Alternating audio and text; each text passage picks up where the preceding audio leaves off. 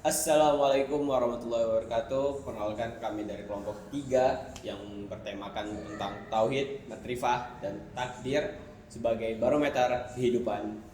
Nah, sebelum kita mulai ke presentasi videonya, perkenalkan nama saya adalah Miftahul Faris dengan NIM 1030624000105. Dan saya Ayasa Muhammad Farfaiza dengan NIM 103062400122. Dan saya Muhammad Elkan Sanagara dengan NIM 1030 624 00062. Oke, sekian dari pengenalan dari kami. Selamat menyaksikan video yang akan kami tampilkan. Dadah. Tauhid, makrifah, dan takdir adalah konsep fundamental dalam Islam itu sendiri. Tauhid menegaskan keesaan Allah. Makrifah adalah bagaimana perjalanan spiritualitas kita dalam beribadah kepadanya. Sedangkan takdir adalah ketentuan Allah atas kehidupan manusia. Ketiga konsep ini adalah landasan utama dalam memahami dan mengenal ajaran Islam itu sendiri. Selanjutnya ada definisi tauhid. Definisi tauhid sendiri adalah konsep fundamental dalam agama Islam yang mengacu pada kepercayaan keesaan Allah. Kata tauhid sendiri berasal dari bahasa Arab yang berarti menyatukan dan mengesahkan. Konsep ini memiliki kepentingan yang besar dalam Islam. Tauhid terbagi menjadi 3, ada tauhid rububiyah, tauhid uluhiyah, dan tauhid asma wa sifat. Tauhid rububiyah adalah keyakinan fundamental Islam yang mengesahkan Allah Subhanahu wa taala dalam segala perbuatannya sebagai satu-satunya pencipta, pemilik, penguasa, dan pengatur alam semesta serta seisinya. Keyakinan ini melahirkan kesadaran dan ketergantungan total kepada Allah dalam segala aspek kehidupan, menunjukkan sikap tawakal, rasa takut, dan harapan hanya kepadanya, serta menjauhkan diri dari bergantungan kepada selain Allah dalam urusan yang mengkhususkannya. Selanjutnya adalah pembacaan dalil untuk tauhid rububiyah. Bismillahirrahmanirrahim. Inna rabbakumullahu alladhi khalaqas samawati wal arda fi sittati ayyamin thumma istawa 'alal arsh يغشي الليل النهار يطلبه حثيثا والشمس والقمر والنجوم مسخرات بأمره ألا له الخلق والأمر تبارك الله رب العالمين. Sesungguhnya Tuhanmu Allah yang menciptakan langit dan bumi dalam 6 masa, lalu Dia bersemayam di atas arsy. Dia menutupkan malam kepada siang yang mengikutinya dengan cepat. Dia ciptakan matahari, bulan, dan bintang-bintang tunduk kepada perintahnya. Ingatlah, segala penciptaannya dan urusan menjadi haknya. Maha suci Allah, Tuhan seluruh alam. Makna dari ayat ini ialah menunjukkan bahwa Allah yang menciptakan seluruh alam semesta dan isinya, serta pengaturan Allah terhadap alam semesta yang Dia ciptakan tersebut. Selanjutnya ada tauhid uluhiyah. Tauhid uluhiyah adalah mengesahkan Allah Subhanahu wa taala dalam segala bentuk ibadah lahir dan batin. Meyakini hanya Dia satu-satunya yang berhak untuk disembah dan mengikhlaskan segala sesuatu ibadah hanya untuknya dan tanpa sekutu, serta melaksanakan sesuai syariat Islam dan sunnah Rasulullah SAW. Ini merupakan inti ajaran Islam dan syarat diterimanya amal ibadah, di mana melanggarnya dengan syirik adalah dosa yang besar dan tidak diampuni kecuali dengan taubat nasuha. Sehingga pengamalan tauhid uluhiyah yang benar memurnikan ibadah, mendekatkan diri kepada Allah, dan menjauhkan dari syirik. Selanjutnya adalah pembacaan dalil untuk tauhid uluhiyah. Bismillahirrahmanirrahim. Wa ma umiru illa liya'budullahu mukhlishina lahuddin hunafa'a wa yuqimus sholata wa yu'tuz zakah wa dzalika dinul qayyimah. Padahal mereka hanya diperintah menyembah Allah dengan ikhlas menaatinya, semata-mata karena menjalankan agama, dan juga agar melaksanakan sholat dan menunaikan zakat. Dan yang demikianlah itu agama yang lurus. Quran Surah Al-Bayyinah ayat 5. Ayat ini mencerminkan konsep tauhid dalam bentuk penyembahan yang ikhlas hanya kepada Allah. Mereka juga diperintahkan untuk mengikhlaskan diri, lahir dan batin dalam beribadah kepada Allah Subhanahu wa Ta'ala, serta membersihkan amal dari perbuatan syirik. Selanjutnya ada tauhid asma wa sifat, konsep dasar dalam ajaran Islam yang berkaitan dengan keesaan Allah dalam nama-nama atau asma Allah dan sifat-sifatnya. Dalam konteks ini, tauhid asma wa sifat menekankan pada keesaan Allah dalam nama-nama dan sifat-sifatnya. Yang pertama itu ada tauhid asma atau nama-nama Allah gitu. Nah, ini berkaitan dengan nama-nama Allah yang mulia gelarnya dan yang sempurna juga dan suci. Dalam Al-Quran Allah menyebutkan beberapa namanya yang mencerminkan sifat-sifatnya yang mulia. Contohnya seperti ada Ar-Rahman, Ar-Rahim, Al-Malik, Al-Qudus, dan masih banyak lagi. Nah, selanjutnya di tauhid sifat atau keesaan sifat-sifat Allah. Nah, di tauhid sifat ini berkhusus pada keyakinan bahwa sifat-sifat Allah adalah unik dan sempurna. Sifat-sifat Allah tidak bisa dibandingkan dengan makhluk-makhluk yang Dia ciptakan. Selanjutnya adalah pembacaan untuk tauhid asma wa sifat. Bismillahirrahmanirrahim. Rabbukal ghafurur dzur rahmah. Law yu'akhidhuhum bima kasabu la'ajjala lahumul 'adzab. Bal lahum maw'idun lan yahjidu min dunihi maw'ila. Dan Tuhanmu Maha Pengampun, memiliki kasih sayang. Jika Dia hendak menyiksa mereka karena perbuatan mereka, tentu Dia akan menyegerakan siksa bagi mereka. Tetapi bagi mereka ada waktu tertentu untuk mendapat siksa yang mereka tidak akan menemukan tempat berlindung darinya. Dalam ayat ini Allah menyampaikan bahwa Dia memiliki sifat keluasan rahmat dan ampunannya. Seandainya Allah menyiksa orang-orang berdosa akibat dosa-dosa yang mereka lakukan, niscaya mereka akan ditimpa azab di dunia secara tiba-tiba. Namun Allah menangguhkan mereka agar mereka mau bertaubat. Pertama, apa itu ma'rifat? Secara bahasa, kata ma'rifat berasal dari bahasa Arab, yaitu arafa, ya'rifu, irfan, yang berarti pengetahuan atau pengenalan. Dalam konteks spiritual Islam, ma'rifat merujuk pada pengetahuan yang mendalam dan langsung tentang Tuhan. Ma'rifat bukan sekedar pengetahuan rasional atau logis yang diperoleh melalui belajar buku atau pengajaran formal. Ia merupakan bentuk pengenalan batiniah yang hanya bisa dicapai melalui pengalaman rohaniah yang mendalam, seperti melalui zikir, mujahadah, serta pendekatan diri secara tulus kepada Allah Subhanahu wa Ta'ala.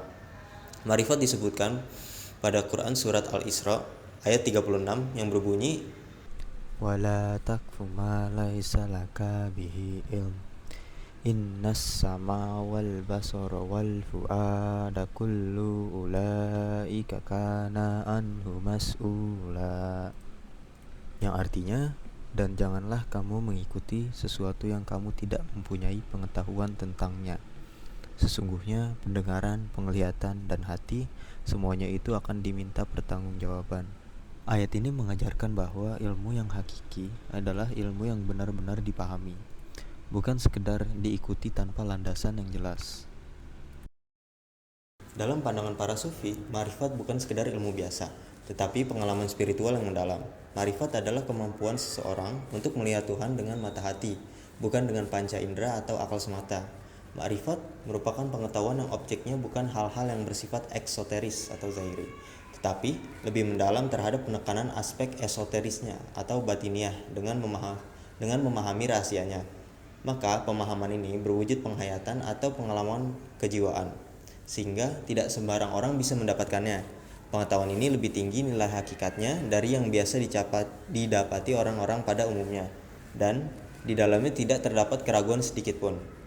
Ini disebutkan pada Quran Surat Al-Hajj ayat 46 yang berbunyi, أفلم يسيروا في الأرض فتكون لهم قلوب يعقلون بها أو آذان يسمعون بها فإنها لا تعمى الأبصار ولكن تعمى القلوب التي في الصدور. Yang artinya, tidakkah mereka berjalan di bumi sehingga hati mereka dapat memahami atau telinga mereka dapat mendengar? Sesungguhnya bukanlah mata itu yang buta, tetapi yang buta ialah hati yang berada di dalam dada. Dari ayat ini kita memahami bahwa makrifat bukan sekedar tentang penglihatan fisik, tetapi tentang kejernihan hati dalam memahami hakikat kehidupan. jenjang-jenjang makrifat.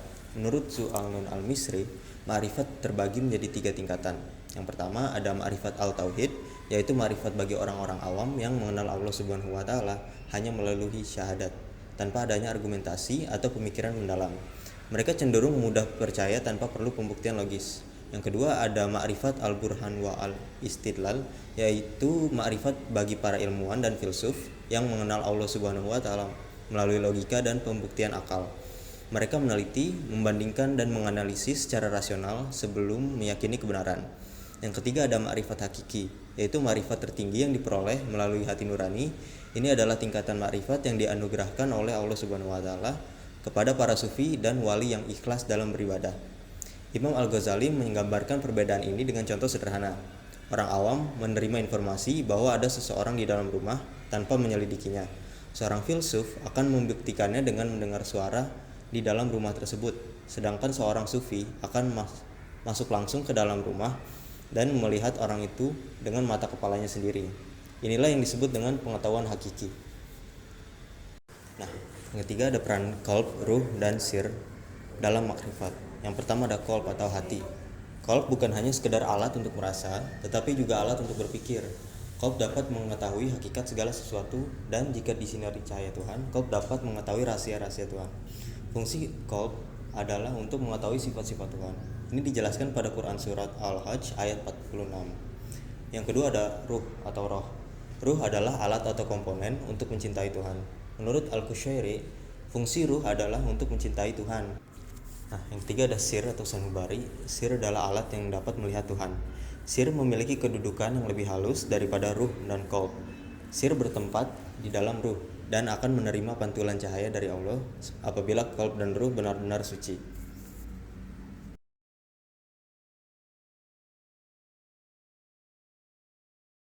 Oke, selanjutnya kita akan membahas tentang takdir. Dari definisinya sendiri, takdir itu berasal dari kata al-qadar, secara bahasa itu dari bahasa Arab, yang memiliki maknanya itu kekuasaan, ukuran sesuatu hingga kemuliaan. Jadi kata kerja al-qadar itu ada qadaroh, yaqdiru, dan qadron itu berarti pengaturan, penentuan, dan penguasaan sesuatu. Jadi dalam agama Islam, al-qadar atau al-takdir itu mempunyai makna yang sama, yaitu ketentuan yang ditetapkan oleh Allah Subhanahu wa taala. Jadi dua kata ini tuh digambarkan kehendak dan juga ketetapan Allah terhadap segala sesuatu yang ada di alam semesta. Oke, selanjutnya kita akan mengenal apa sih itu ada qada, ada juga qadar, terus juga ada takdir mu'allaq dan takdir mubram. Jadi qada dan qadar itu digabung ya. Jadi qada itu adalah ketetapan Allah yang bersifat umum dan sudah ditetapkan sejak zaman azali, itu di dalam Lauhul Mahfuz. Jadi mencakup segala sesuatu yang ada di alam semesta yang terjadi. Terus juga kalau qadar itu perwujudan dari si qada. Jadi bagaimana ketetapan itu terjadi di dunia gitu. Dengan kata lain, qada itu rencana Allah dan qadar itu adalah bagaimana terjadinya di dunia. Jadi untuk selanjutnya itu ada juga takdir, jenisnya ada takdir mubram dan juga takdir mu'allaq. Untuk takdir mubram itu sendiri adalah takdir yang pasti terjadi dan tidak dapat diubah oleh usaha manusia. Dan untuk takdir mu'allaq itu adalah takdir yang dapat berubah melalui usaha manusia. Contohnya seperti ikhtiar, doa, terus juga amal perbuatan. Karena Allah itu memberikan kita kesempatan untuk berusaha mengubah takdir itu. Jadi kesimpulan dari empat tersebut itu adalah kode qadar adalah konsep ketetapan Allah, dan jenisnya itu ada mubram dan juga muallaq yang berarti takdir dapat diubah dan takdir yang tidak dapat diubah. Selanjutnya itu ada dalil mengenai takdir di Lauhul Mahfuz pada Quran surat Thaha ayat 52. A'udzu billahi minasyaitonir rajim. Bismillahirrahmanirrahim. Qala ilmuha inda rabbi fi kitab. La yadillu rabbi wa la yansa. Dia Musa menjawab, pengetahuan tentang itu ada pada Tuhanku di dalam sebuah kitab, Lauh Mahfuz. Tuhanku tidak akan salah ataupun lupa. Dalil itu merupakan jawaban oleh Nabi Musa alaihissalam terhadap pertanyaan Fir'aun, yang berarti semua yang ada di dunia ini, termasuk takdir, itu sudah ada di dalam sebuah kitab bernama Lauh Mahfuz. Kemudian setelah berikhtiar, kita bisa bertawakal yang ada pada hadis riwayat Tirmizi sebagai berikut. Dari Anas bin Malik radhiyallahu anhu, dikatakan ada seseorang lelaki yang bertanya kepada Nabi Muhammad SAW, "Wahai Rasulullah, apakah saya ikat unta saya lalu tawakal kepada Allah Azza wa Jalla, ataukah saya lepas saja sambil bertawakal kepadanya?" Kemudian Rasulullah SAW menjawab, "Ikatlah untamu, kemudian baru engkau bertawakallah." Hadis tersebut riwayat Tirmizi, yang artinya kita harus berusaha semampu kita atau berikhtiar, lalu sisanya untuk hasilnya kita menyerahkan kepada Allah atau bertawakal. Selanjutnya ada dalil mengenai ikhtiar pada Quran surat Ar-Ra'd ayat 11. A'udzu billahi minasyaitonir rajim. Bismillahirrahmanirrahim. Innallaha la yughayyiru ma biqaumin hatta yughayyiru ma bi anfusihim. Yang artinya, sesungguhnya Allah tidak mengubah keadaan suatu kaum sehingga mereka mengubah keadaan yang ada pada diri mereka sendiri. Ini merupakan potongan dari Quran surat Ar-Ra'd ayat 11. Dalil ini mencakup tentang takdir muallaq, yaitu takdir yang dapat diubah oleh usaha manusia sendiri. Jadi manusia harus berusaha atau berikhtiar untuk dapat mengubah takdirnya sebelum Allah mengubah takdir mereka. Kita berikan contoh, misalnya ada seseorang yang mendapat ancaman pembunuhan. Bukan berarti dengan alasan sudah pasrah atau sudah takdir, dia itu tidak melakukan perlawanan dan juga tidak menghindari dari ancaman tersebut. Dalam artian itu berarti takdir itu tidak pasrah atau kita tuh berusaha untuk berikhtiar atau melakukan usaha untuk menghindari apa yang kita tidak inginkan. Dan dari ikhtiar tersebut selanjutnya kita hanya bisa bertawakal atas keputusan Allah selanjutnya bagaimana. Jadi yang penting kita sudah berusaha dan selanjutnya di akhir itu hasilnya akan menjadi kehendak Allah Subhanahu wa taala. Oke, berarti kesimpulan dari materi kali ini itu tauhid, ma'rifat dan juga takdir memiliki peran yang penting untuk membentuk keimanan dan kehidupan spiritual seorang muslim. Jadi tauhid itu mengajarkan keesaan Allah yang harus diyakini dan juga diamalkan di ibadah sehari-hari. Terus juga ma'rifat memberikan dimensi lebih mendalam terhadap pemahaman ketuhanan, dan bukan berdasarkan ilmu juga, tapi juga pengalaman batin. Dan yang terakhir itu takdir. Jadi takdir menunjukkan bahwa segala sesuatu itu berada di ketentuannya Allah. Namun manusia tetap diberi kebebasan untuk berusaha dan juga bertanggung jawab atas tindakannya tersebut. Jadi dengan memahami ketiga materi ini, kita dapat menjalani pengetahuan spiritual, juga menjalani kehidupan dengan penuh kesadaran akan keesaan Allah, dan yang terakhir akan menerima takdir dengan sikap yang seimbang antara ikhtiar dan juga tawakal. Sekian video dari kami, kurang lebihnya mohon maaf. Terima kasih telah menyaksikan. Wassalamualaikum warahmatullahi wabarakatuh. Dadah.